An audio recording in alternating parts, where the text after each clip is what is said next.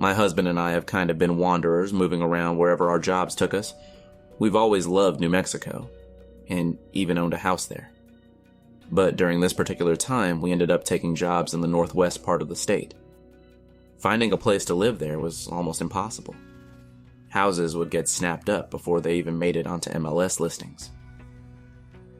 Renting wasn't any easier. There were barely any options except for these so-called corporate apartments. They were only available to adults on short-term assignments, so my husband managed to secure a 2-bedroom unit on the second floor until we could find a rental house. I didn't get any bad vibes from the place, but honestly, we were too busy to really pay attention.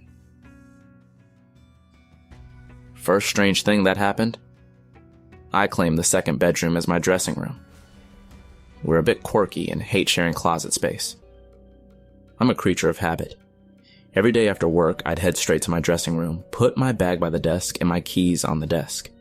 That first week, every morning, I'd reach for my keys to leave for work, and guess what? No keys. I'd searched the entire apartment. Twice.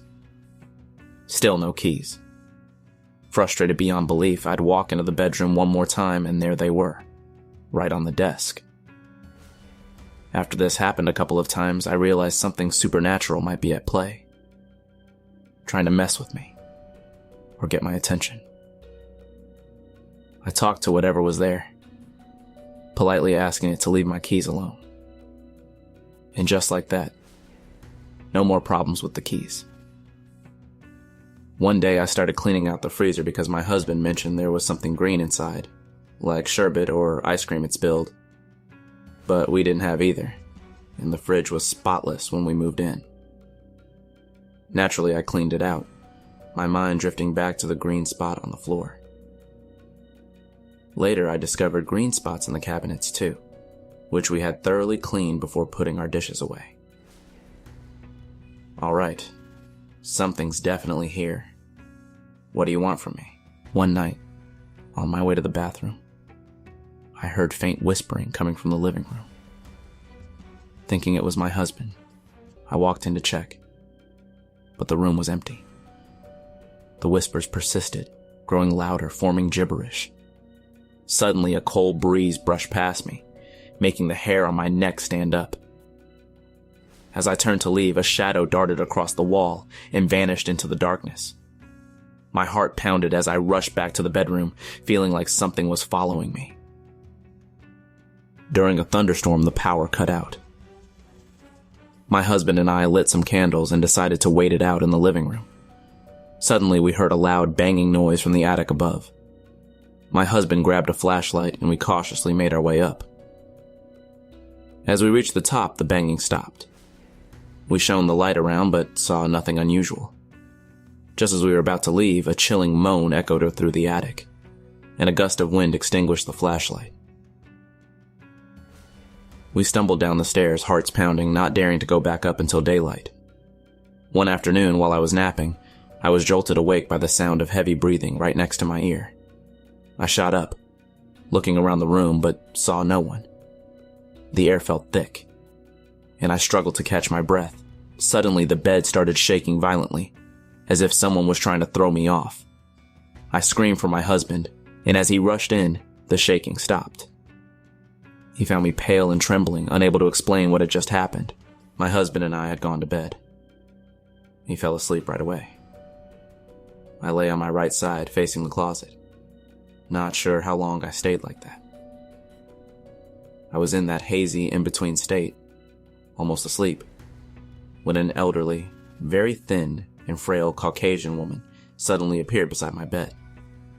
She looked about 75 or 80, with a short hairstyle typical for women her age.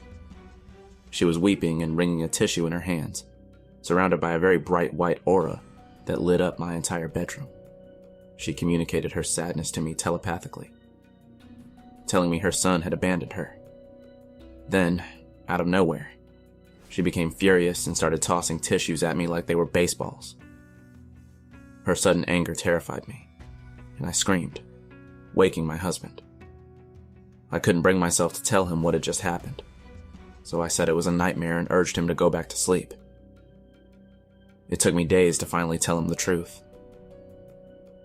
I I really wish I had asked the office manager about the apartment's history. But life was so hectic, and my mind was preoccupied with what I thought were more important things. Finally, we found a house to rent a month before our lease ended. Hooray. With the timing, we had 2 weeks to clean the apartment and get our deposit back. As smokers, bad habit, we wanted to make sure the next tenants wouldn't have to deal with stale smoke. It's the desert, and with no rain in the forecast, we left the windows cracked for a week. Every morning before work, I'd go over and clean one room from top to bottom, including the walls and carpet. Yes, I'm meticulous and detailed, but it was for a good reason. On the first morning of cleaning, there was a knock on the door from our neighbor to the right. She had always been so sweet, friendly, and even brought us gifts from her travels. But that morning she was furious. She told me she had spent the night in the emergency room because of our smoking.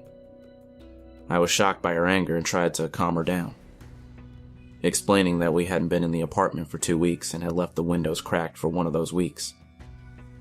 She insisted the smoke had seeped into the walls in her apartment. Honestly, if she hadn't been so hysterical, I might have laughed since there's a firewall between apartments. Plus, we'd been there for 11 months without any problems. We always smoked with a window open even in winter, and we were rarely home except to sleep. The managers ended up moving her to another unit. They just shook their heads when I told them about her strange behavior. The handyman assured me our smoke hadn't leached into the walls. I still can't figure out what got into her that day. Maybe something paranormal? One day I was taking down the blinds in the last room I was cleaning. With my arms full, I headed to the bathroom to put them in the tub for a wash. I remembered I had started filling the tub but forgot to pull up the lever to keep the water in. I said aloud, "Shoot! I forgot to pull the lever!" As I bent to put the blinds in the tub, the lever was suddenly up. It must have just been pulled because there wasn't as much water as there should have been. I knew right away the spirit had done it for me. I thanked her and promised we'd be out of her hair in a day or two.